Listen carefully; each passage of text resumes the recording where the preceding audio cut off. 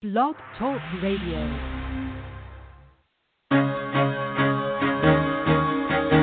Carol the Coach. Sex, love, and relationships. We talk about it here. Carol the Coach. Compassion with contemporary relevance. I am a psychotherapist. I can be your personal life coach, and I can help you with your issues. There are no problems too small or too big. You can talk about anything. Speaker, columnist, radio TV host, and commentator. Carol the Coach brings messages of wellness and empowerment within reach of everyday people every day. Almost 5 years ago, I lost my soulmate in an accident. He was killed in a plane crash. Life just, for me, has seemed to stop. There are groups all over the city. I teach one. It is a specific way to start thinking so that you shift how you see the world, which then shifts your energy, and then you feel better and you actually see things differently. Carol the Coach. Always available, too, at carolthecoach.com. Now I've got Russell on the line. I'm 47 years old. I'm a truck driver. I'm married. I have a wife in San Francisco. Okay. I haven't been home in 6 months. My thing is, I don't know if I have a sex addiction or what the problem is. Why do I want what I can't have? And as soon as I can have it, I don't want it anymore. You're right on target when you say, I don't know if I have a sexual addiction. Well, guess what? Yes, you do. And you know what? That's my specialty, Russell. So you're at the right place. Continue. I meet women online, and I'm in a different part of the country. I travel all 48 states, so I love sex. I hear self-esteem issues. You never felt good enough, and you didn't feel like you were getting what you should have then, and you're reenacting that now. Do you want to change that about yourself? You get what you need. Oh, yeah. Hey, listeners, are you ready for a little healing and restoration after betrayal? Hi, I'm Carol the Coach, and we're moving to Tuscany, Italy on July 25th to August 1st, and I am not sure why that did that, but we're going to start right now. Testing 1, 2, 3. I am so excited because I have an old friend, a colleague he's been on the show before. He always has topics that are so relevant to what we need to know about trauma attachment and self-love deficit disorder. And Ross, welcome to Sex Help with Carol the Coach. You've got a whole new plethora of materials, don't you? Oh, yes. First of all, it's so nice to be back, Carol. Nice to see you in person, and nice to see that you're just continuing the great work that you're doing.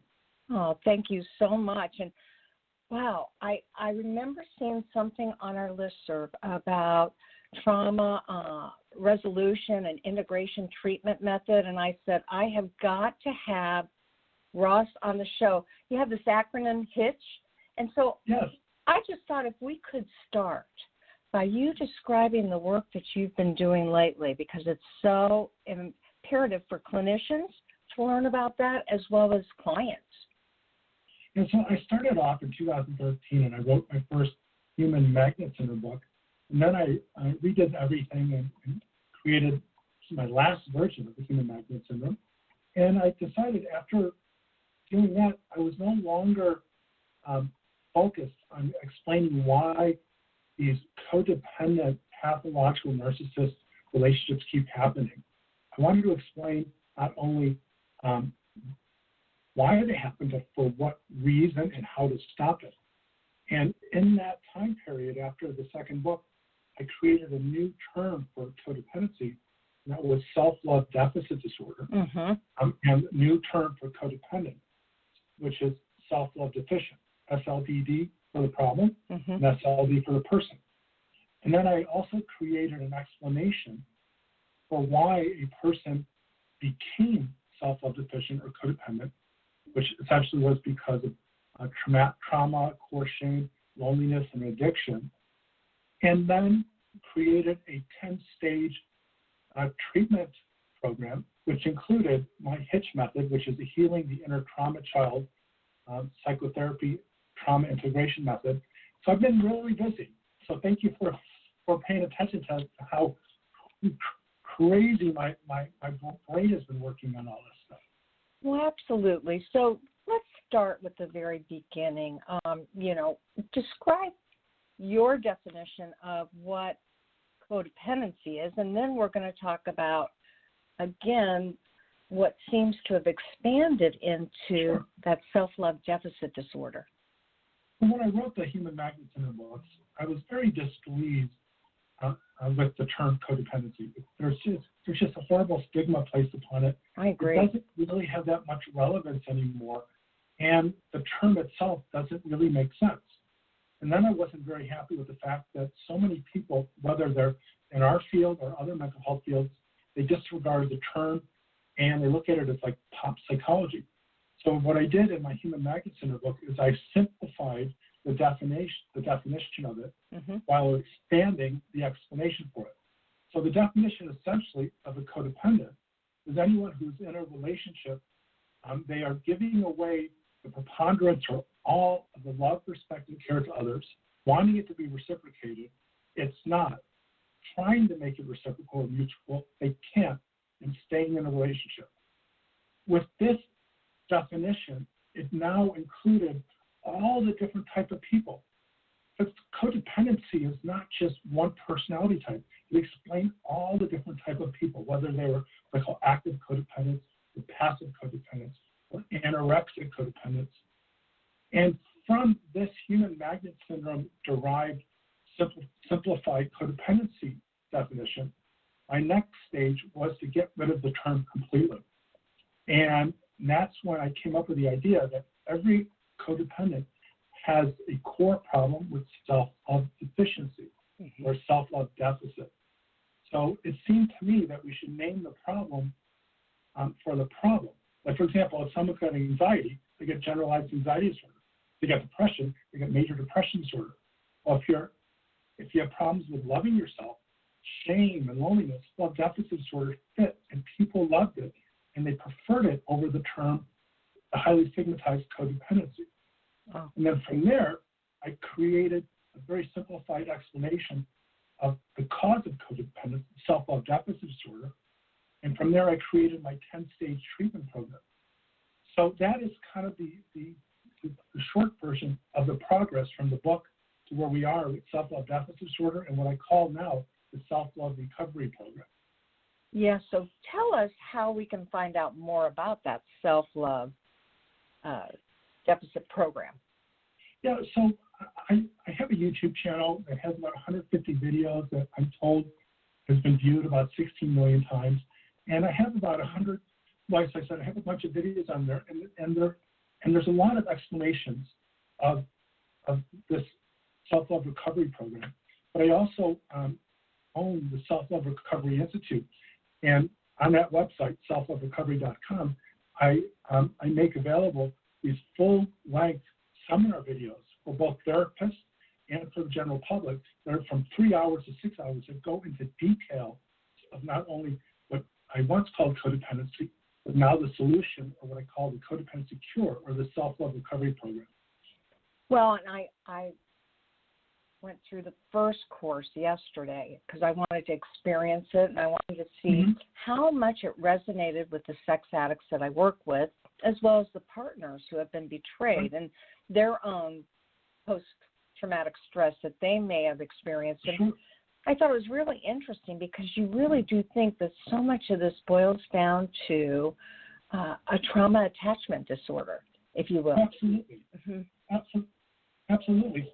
Self-love deficit disorder is caused by attachment trauma.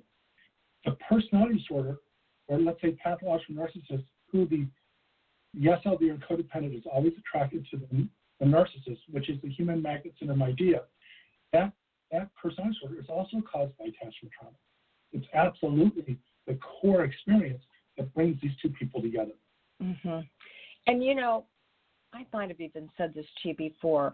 Certainly many of the sex addicts and or the partners, they don't have narcissism per se, but the addiction itself has turned it into a narcissist-type behavior because, of course, it has to be all about them to continue with that behavior. Now, my clients that have been married to narcissists, oh boy, they really resonate with your stuff because there's nothing more difficult than being someone who's found out through discovery that they've been betrayed And they've been living the whole time with the narcissist anyway, and they didn't know how to navigate that. And now they find out that there was this whole second side that they never even knew. So, it's a slippery slope. And in my Human Magnet Center book, I talk about pathological narcissists include one of three personality disorders: narcissistic, borderline, or antisocial, or sociopathic personality disorders, and the active addict. Now, the active addict behaves narcissistically by virtue of the addiction. Now, you cannot diagnose an addict as a narcissist until they are sober and from a recovery. And what you'll find out is that they can be either or anything in between. So the addict who is a narcissist, the way that they recover is completely different than the addict who is an SLD. So what happens with sex addicts who are SLD from codependence, and all of a sudden go through recovery and get sober, we find out that it was because of a relationship with a narcissistic partner and the fact that love, care, and respect was being withheld from them. They sought their drug of choice. And then, of course, their drug of choice was sexual acting out. But according to the Human Magnets in their very early lives, is this chemistry experienced in relationships is the opposite connection or the dance between the narcissist and the codependent. And what happens with these codependent turned addicts, once they start to recover, the relationship starts to crumble. And for one big part of it is because they screwed up really badly and hurt people, and they deserve full responsibility for it. But they also find out that they sought the self-medicating influence in order to escape the harm that they experienced from the narcissist, which is very similar to the harm that they experienced as a child. Yeah, so talk a little bit about that, the harm they experienced as a child. I'm sure that there has to be 4, 6, 8, 10 types of trauma that the people that you work with have experienced. Yeah, I consider only one type of trauma that causes self-love deficit disorder. Okay. And my focus really is on self-love deficit disorder. It's not on sex addiction, and it's not on pathological narcissism, even though I feel qualified to talk about that. But the person with SLDD or the codependent has experienced attachment trauma. That means as a child, one of their parents was a pathological narcissist. And to get love, they had to mold themselves, bend themselves to be the type of child the narcissist wants. Because what we know about these personality disordered individuals, that they can only love people if somehow that person makes them feel good about themselves. So the child, if that child, a boy or girl, can mold themselves into the pleasing child, the gift child, the good child, the extension of the narcissist, they experience conditional love, and that is qualitatively different than everyone else in the family. By bending themselves and becoming invisible, learning how to adjust and modify their ego and their personality, they take that, what I call relationship template, and they bring that eventually to their adulthood because they learn that they can become the type of person that the narcissist needs to get the love that they're familiar with. And that comes from the trauma, the attachment trauma, which is what my program and my Hitch method treats. Okay, so one more time, tell our listening audience, Hitch stands for? Hitch is an acronym for Healing the Inner Trauma Child. Okay. And what I explain in my self-love recovery work or my codependency cure work, and I use a pyramid. That self-love recovery comes from attachment trauma. At the very base of the pyramid, from attachment trauma is this feeling of being fundamentally broken, what I call core shame. Core shame comes what I call pathological loneliness, or this existential disease where a person feels painful and aching when they're alone, and the only time that pain goes away is when they're with someone else. From pathological loneliness comes what I call self-love deficit disorder or codependency addiction, which is this yearning and compulsion to take that pain away. And their drug of choice, their acting out, requires them to be in a relationship. Being in a relationship quells that loneliness, that pathological loneliness. according to the human magnet syndrome, they're going to pick a narcissist. And at the very top of the pyramid is what we know self-love deficit disorder or codependency. It's just symptoms. So the problem is people are treating the symptoms that are at the very top of the pyramid, when the real problems are the fundamental forces that are at the bottom, namely attachment trauma, core shame. So in order to solve attachment trauma, not to go too technical here, but any type of trauma, whether it's post-traumatic stress disorder, CPTSD, or attachment trauma, the brain protects the person who experienced such type of trauma by relegating it or moving it or disconnecting it or disassociating it from conscious awareness and moves it to another part of the brain. It's the protective function of the brain and trauma. So there has to be a form of treatment or therapy that can find that trauma in a place that the person does not know about or is aware of. So I created my Hitch method to locate the trauma that has been hidden, to process that in real time during which when the child was hurt and traumatized, and forward and integrate it. So then the person, the recovering SLD, can finally work past the problem that has been blocked by their brain's own protective devices. And so that's so interesting because you remember Patrick Carnes said to us early on that to do good therapy, we were going to have to be brain scientists. We were really going to have to explore where were these wounds and where did they hide in the brain and understand that neuroplasticity as well as that protective device that keeps people locked into something they don't want.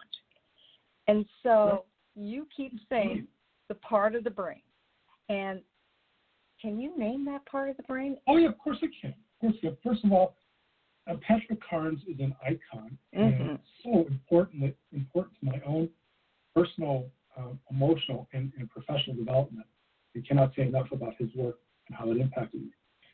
The part of the brain in which trauma resides in its disassociated form is called the limbic system, but more specifically the amygdala, which is an almond-shaped part of the brain that is within the limbic system.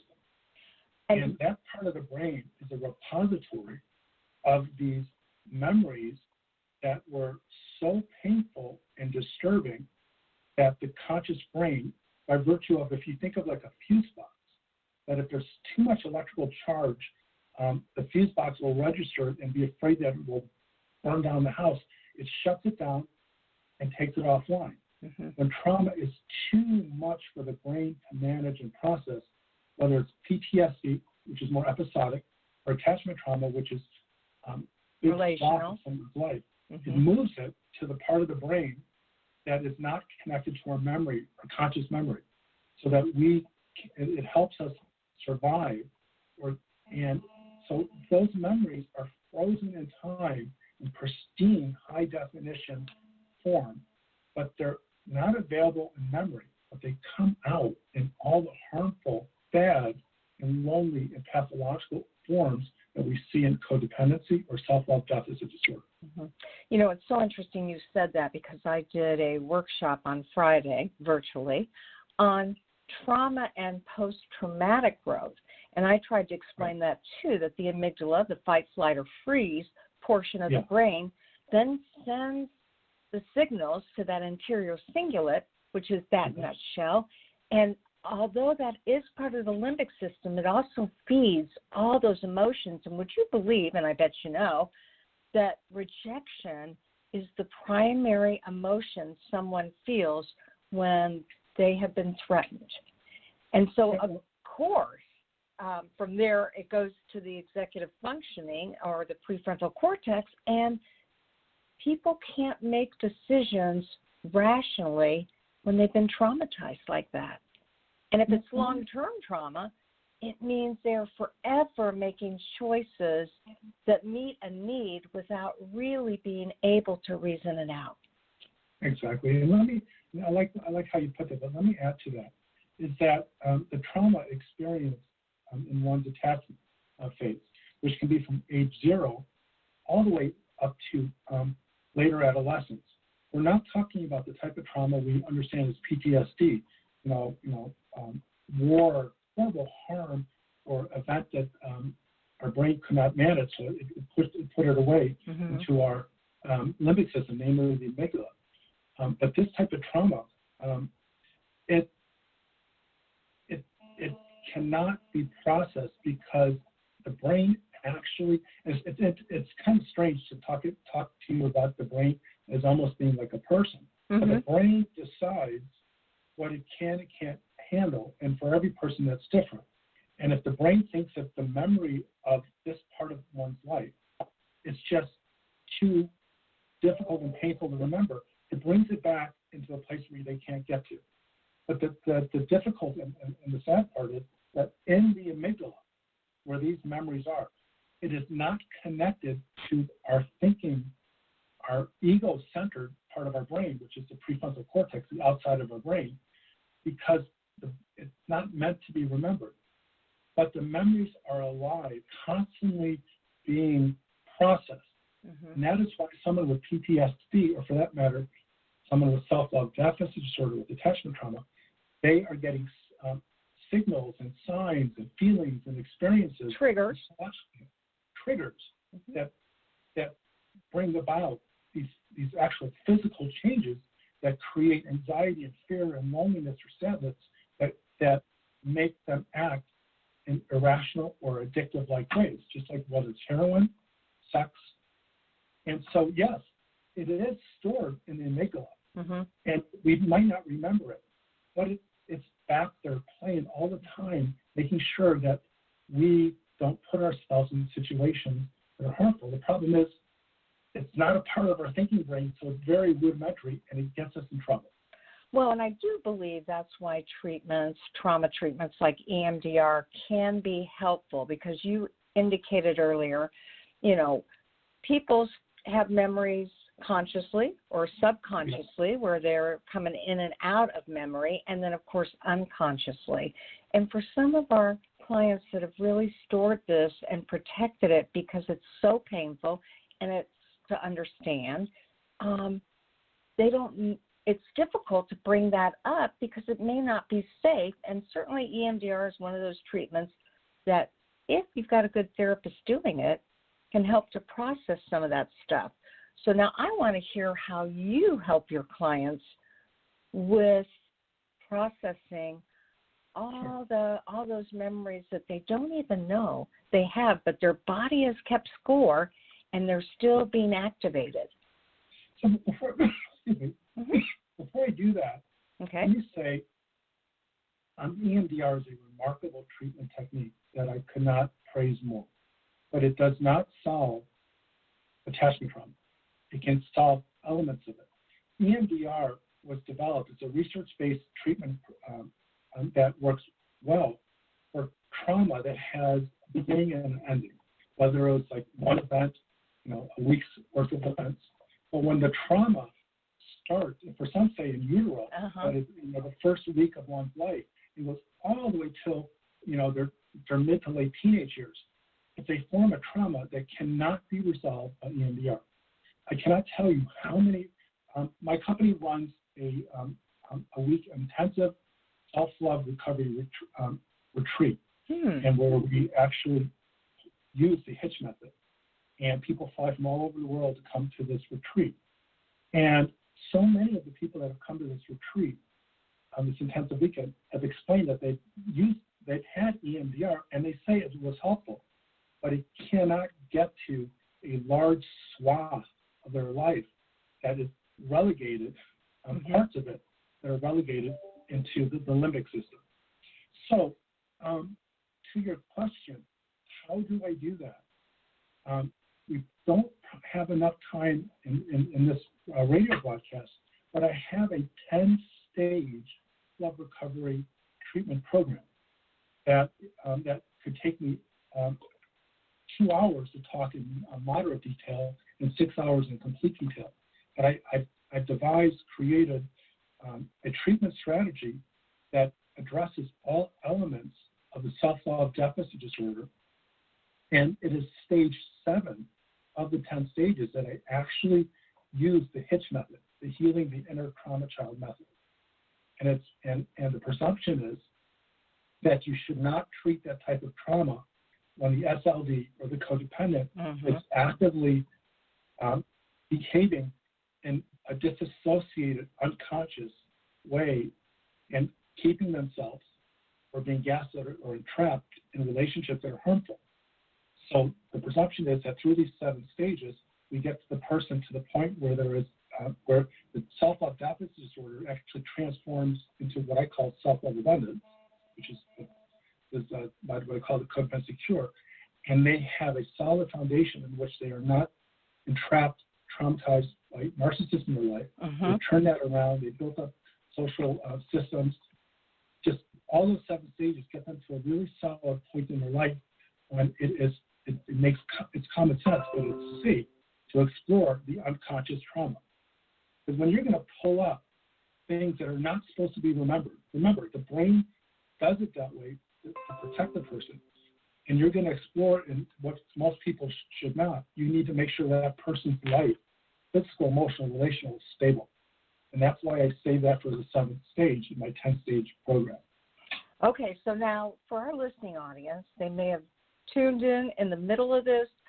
Tell them how they can get to your website, how they might look at the intensive, and get some of the courses that you offer that help them to understand the framework from which you're going to work. Well, my company is called Self-Love Recovery Institute. Okay. And the website is selfloverecovery.com. And everything from my books, my Human Magnet Syndrome has been translated into 7 languages. I'm so blessed that it has sold 100,000 copies. So I sometimes have to pinch myself. I just can't believe that, that's happened. But there's a book out there. And I have those books available at the website. And I have around 15 educational videos that are between 3 hours and 6 hours long, many of which are recorded live presentations. And every element of my work, whether it's a Human Magnet Syndrome element or what I call the Codependency Cure, the Self-Love Recovery Program, and those videos, those in-depth, detailed videos are located at selfloverecovery.com. Or you can go to YouTube and get excerpts of those. And, of course, there's no charge. There's no charge, and people can get a taste of it. But, yes, there's information out there, whether it's at selfloverecovery.com or YouTube. Okay. And I am talking with Ross Rosenberg, who is the guru of you wanted to change the mission. Yes. And so can I just ask you something offline, online, that has... No one can hear? No. I'm going to ask you. I want to know, what do you think about codependence?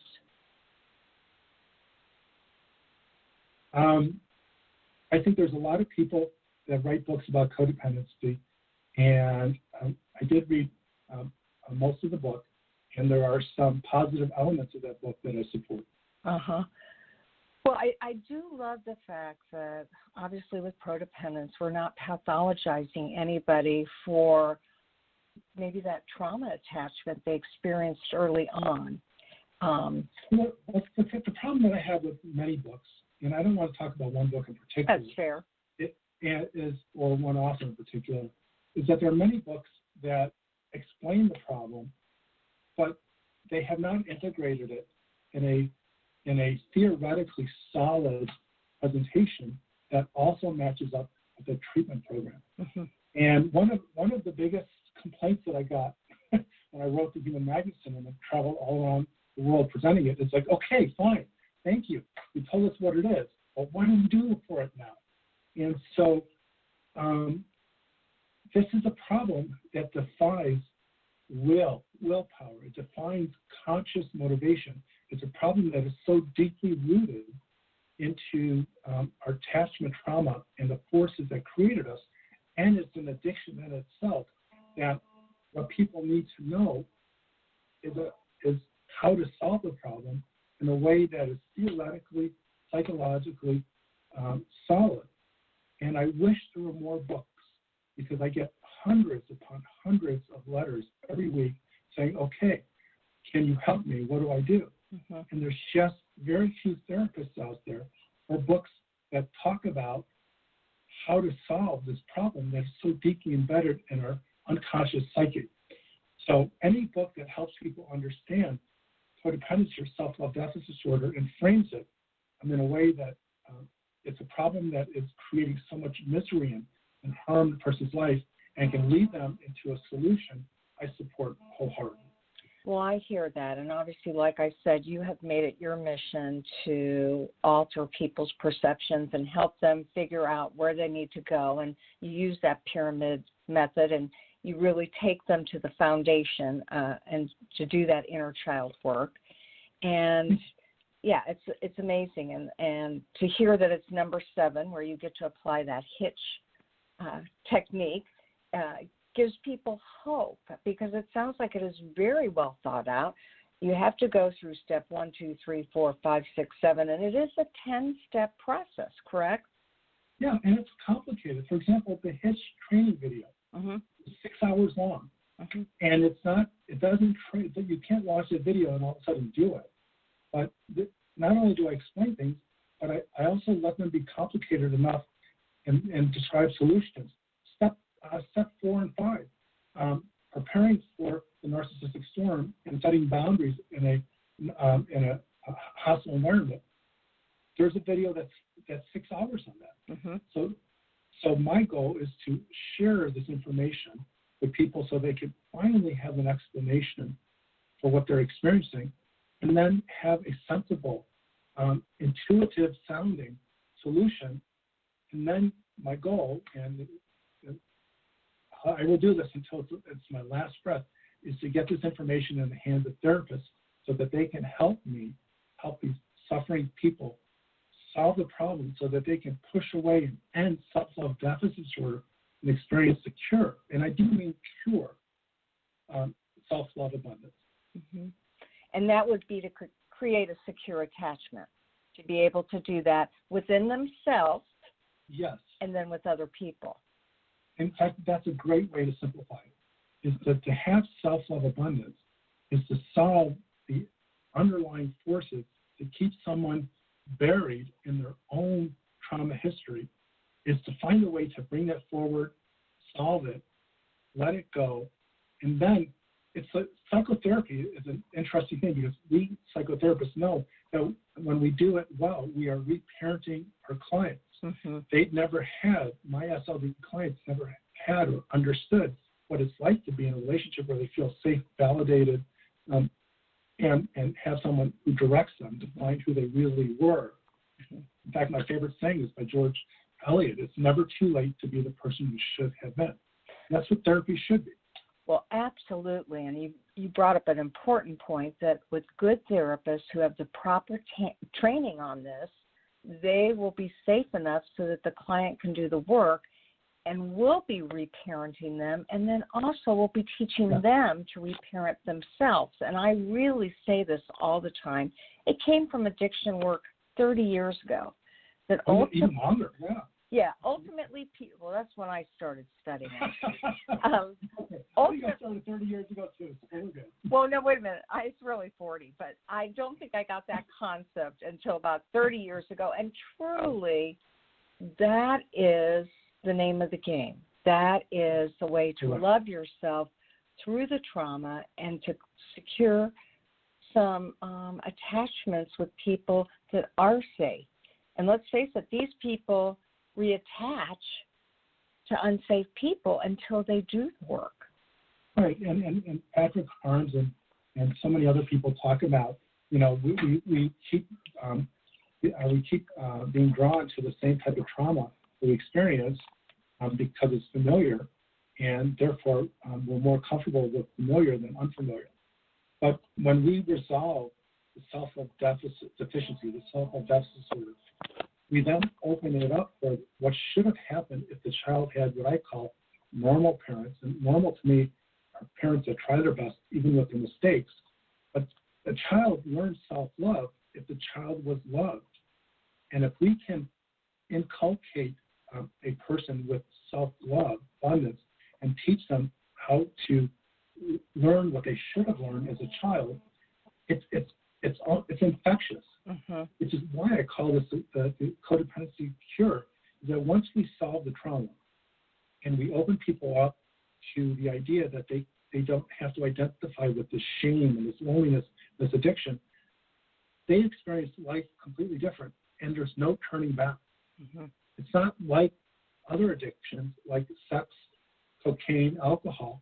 You solve this trauma disorder, no one will ever go back to self-love deficiency because self-love feels so good. Once you fall in love with yourself, that's the secret of finally experiencing the relationship that you always deserved and wanted.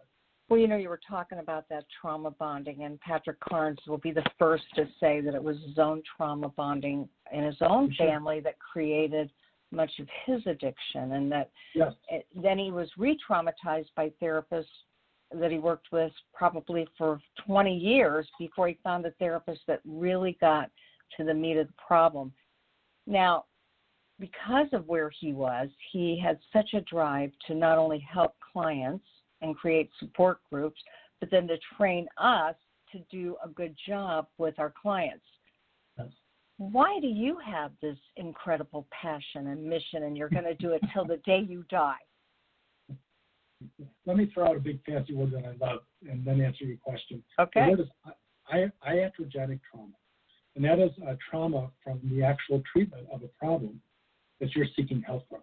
Because when the treatment to resolve a problem actually becomes harmful and traumatic, not only do you hurt the person, but you exponentially increase their sense of powerlessness over the potential of resolving it.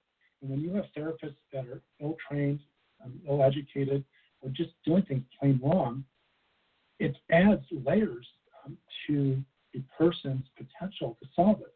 And because of brilliant people like Patrick Carnes and so many others, we can solve this problem where it is and move the person forward. And I forgot your question. Well, I wanted to know why you had such a passion. And you said till the day you die, you are going to be teaching clinicians how to do this work right. Because treatment-induced trauma is the worst. I'm a recovering SLD, a recovering codependent. I am a recovering addict, and I have been married and divorced more times than I want to discuss. And I have been in and out of therapy my whole life, trying to get to the core, the center of this. And it's through this 30 plus years of being in and out of counseling and trying to figure elements of it out.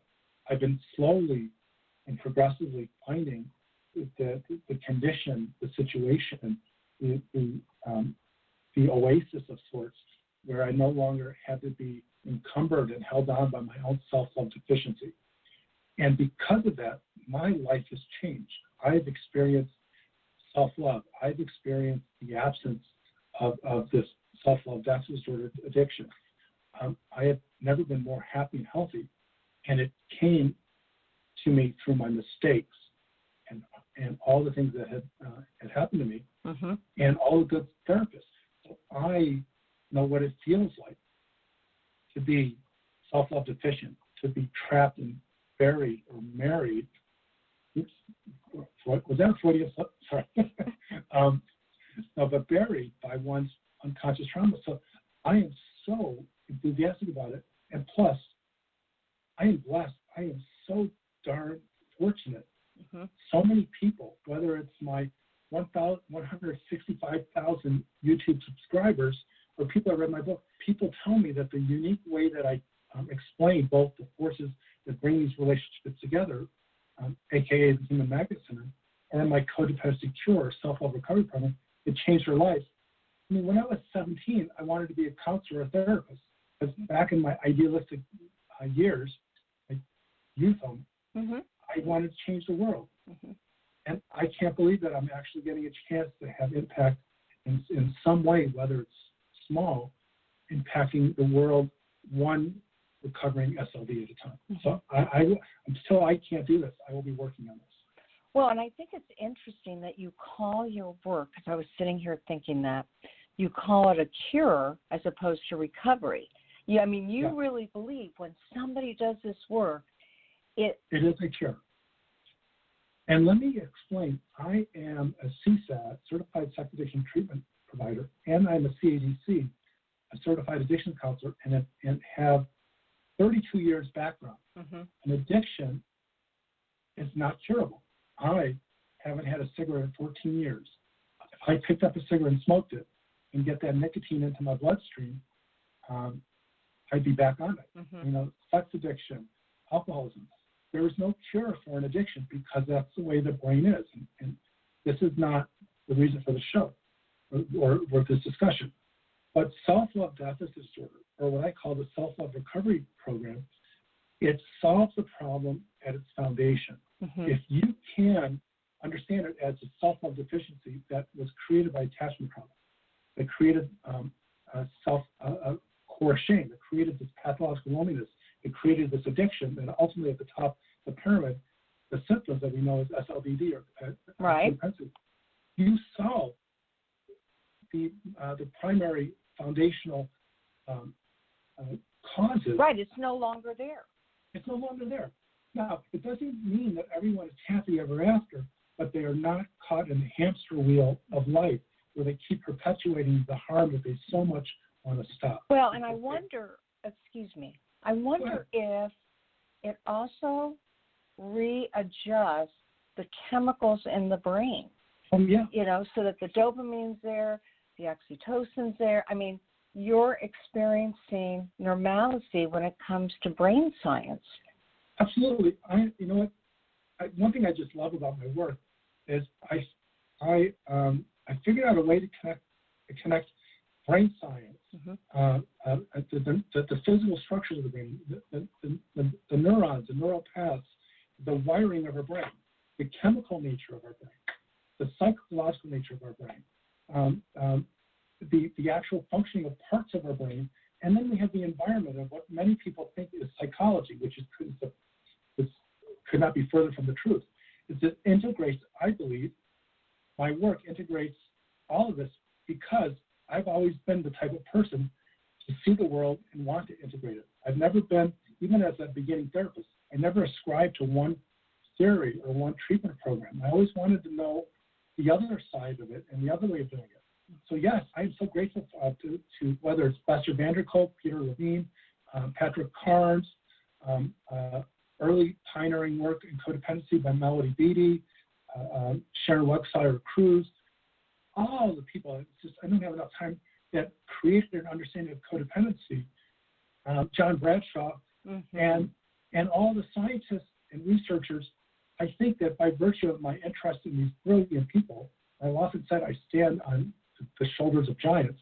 I came up with a simpler way of explaining the problem, synthesizing it into an explanation that is intuitively agreeable to therapists and the public at large. Very few people say I'm wrong because I explain it just using psychological concepts that everyone agrees with already. I get that. And again, your program is different because it teaches people how to do the work and how to get there. And it doesn't just conceptualize the issue, but talks about the treatment. And so one more time for our listening audience who are clinicians, coaches, and sex addicts and betrayed partners, the 10-step model is called? It's the 10-stage self-love recovery model. And I also have the nickname, which will be the name of the book, The Codependency Cure. And my pyramid, my self-love deficit disorder pyramid and the self-love abundance pyramid that I didn't get a chance to talk about, which is fine. That information is in my latest Human Magnet Center book, and as an introduction, but is available in seminar videos that are designed for both mental health practitioner and the general audience at selfloverecovery.com or my Self-Love Recovery Institute. And the weekend intensive or retreat that we do every 3 months, minus this month because of the virus, we do with great success We do that every 3 months, and information about that retreat is also at selfloverecovery.com. And my book. And I have to say, to our listening audience, I did go through it yesterday, and I was sitting there. First of all, you're still married, right? No, I am not. I've been divorced for 2 years. Oh. And that's why I said I'm going to be doing this for the rest of my life, because I am work in progress. And the more I learn about myself, the more I figure out my 10 stages. For example, stage 9 is when you take your self-love, abundance, and you bring that into a relationship. And stage 10 is the complete experience of being self-love abundant, or the cure. And I am truly understanding stage 9 and 10 in a way that is helping me write my material. All of my material comes from my own life. Yes. And so I've been divorced for 2 years, and I'm so fortunate to have a wonderful girlfriend and experiencing a self-love abundant mutual relationship for the first time in my life. Congratulations. The reason I asked you is because those online courses, one of your administrative assistants was your wife's sister, was it not? No. The woman with the red hair? I thought she said that you were her brother-in-law, and so I'm. And that you had a staff of 3 right now, and I thought. Okay, I was a really good husband and a really good brother-in-law, and when I was married to my wife, her sister worked for me, and her name was Carla Crawford, and Carla did a really good job. It just seemed that her interest in the job waned at about the same time as so my relationship with her sister waned. But she did great work, and yes, you are right. So she was singing your praises, although she said you worked too hard. She was really good at her job, and I missed her in so many ways. But things happen. Relationships move on, and I hear she's doing great, and I just wish the very best for her.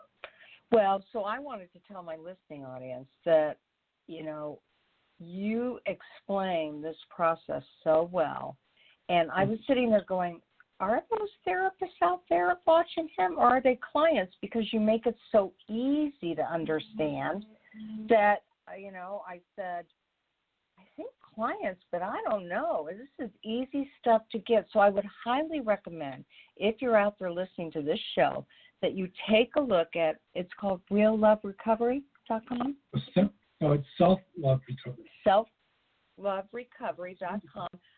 I'm not allowed to mention the price of the course, but I checked it out. It's super affordable for all those hours of training that you get and developmental understanding. It is a great deal for the price. And thank you, Carol. Yeah, absolutely. I was so happy that I thought, this will be good for this client and this client and this client and this clinician. So I really admire the work you do, and your honesty is just wonderful. And I can feel that passion, and you really have mastered the pyramid. And so I would also encourage, I'm sure it's not cheap and you can't mention prices, but that intensive has got to be, it has to catapult people into the change. Well, it's a cathartic experience where I use my Hitch method that was designed and modified to be used in a 3-day program that connects people to the source of their codependency or self-love deficit disorder, the source that had been up to that point disassociated or repressed or unconscious. And when I interview people, I only accept people that I interview that fit the criteria. One of the criteria is they're already in therapy. And so that when they are finished that program, they go back to their therapist, whom I actually provide. When people go to my retreat, I tell them that I will sell or give away free seminars to the therapist, just because there's not enough people that understand this. Mm-hmm. And they go right to the therapist and they move to the next stages where they can finally shed this problem of theirs that they've had their whole life. Yeah, well, you can see that you pay it forward, and your generosity was greatly appreciated. And we got to have you back on the show so we can talk some more about it. Is there anything you want to leave our listening audience with? there's a saying, and I always butcher it, but it's by Anais Nin. And the time came when being safe in a bud, you lose more than opening up and being a flower and experiencing love, even though you're going to get hurt. Mm-hmm. The saying is short and concise, but I say to your listeners mm-hmm. that protecting yourself from your self-predictive, your self-fulfilling prophecy that you're a bad person and no one will love you, you don't have to keep yourself protected anymore. You can have hope. You can believe that you can heal yourself from the trauma and experience your birthright, to love yourself and to live a life that is imbued by self-love and to share that with other similar people. Well, that was a mouthful, but I absolutely agree with you. And I mean, what better work to do than to get people to love themselves? Thank you. I agree. Absolutely. Thank you for sharing your light with us tonight. Well, thank you, Carol. You do great work, and I'm so pleased to have been included on your radio show, and I look forward to the next time. Absolutely, and you can catch this recording on his YouTube, and it should be there by the end of the week. Absolutely. Friday, if not Monday. We got a lot going on, but we will have this, and you guys will get to see Carol, not just hear her. So, yeah, I got a sty, I'm a mess. But thank you so much, and I can't wait to continue to read your work and hear more about it. You take care. Bye-bye. Bye-bye. And, wow, you did. That was really good, Carol. Thank you. Oh, I loved it, too. So what I'm going to do is edit it and tell our listening audience that there will only be one of you at all times. Fearlessly have the courage to be yourself.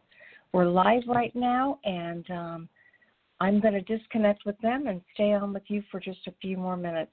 Thank you, everybody, for listening to the show.